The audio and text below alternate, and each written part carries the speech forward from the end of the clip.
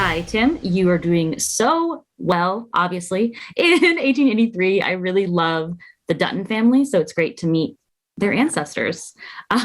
What was your experience with the Duttons prior to taking on this role? And did you look to any of the characters in Yellowstone for kind of inspiration on what James is like?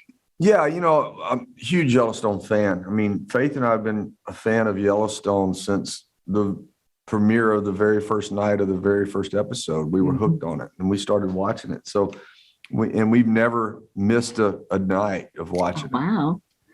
Although tonight we got to hurry up and get back to watch it tonight for the episode. But yeah, we're just huge fans. So when I knew this was coming along, I do study John a little more every time. Kevin Costner's character, I do study him a little more when I'm watching now and look at it in a different light, as long as I've known that I've been doing this part. But I also knew that my genes, James Dutton's genes, were what led to John and to Casey and to Beth. And I think the cool thing that people will see when they watch this, you'll see bells go off when they see Margaret, who Faith plays, and they see Elsa, my daughter, and they see James. Bells will start ringing. They'll go, I can see that. I can see where this comes from.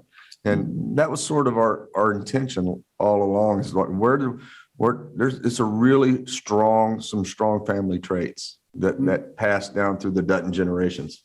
That's definitely fun to watch. Also, speaking of your daughter, Elsa, I think in a time when roles for women were much more restrictive, James is surprisingly free with her. He lets her kind of be who she wants to be. Can you talk about that dynamic?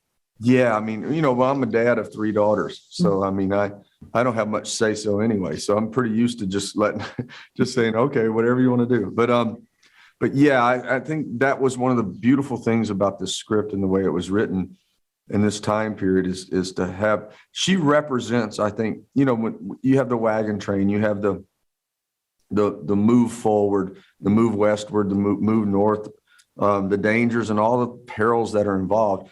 I think in an esoteric way, she represents the freedom that everyone was looking for, and the journey, the coming of age sort of story about her all represents this wagon train in a way. I think she's sort of the esoteric heart of why this whole thing happens. I love that. Finally, I think Westerns have always been a staple of American, cinema, if you will.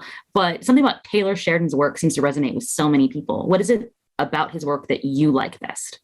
His writing. I mean, he's one of the most brilliant writers I've ever read. When I read this script, it was literally one of the best things I've ever read. Books, scripts, songs I've listened to, poems I've read.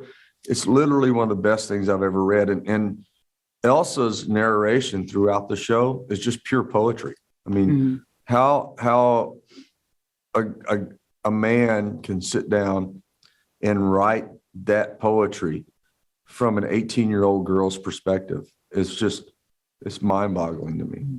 Well, thank you so much. I cannot wait for everyone to watch that poetry in motion and all of your fabulous performances. Thank you. I can't wait for people to see it too.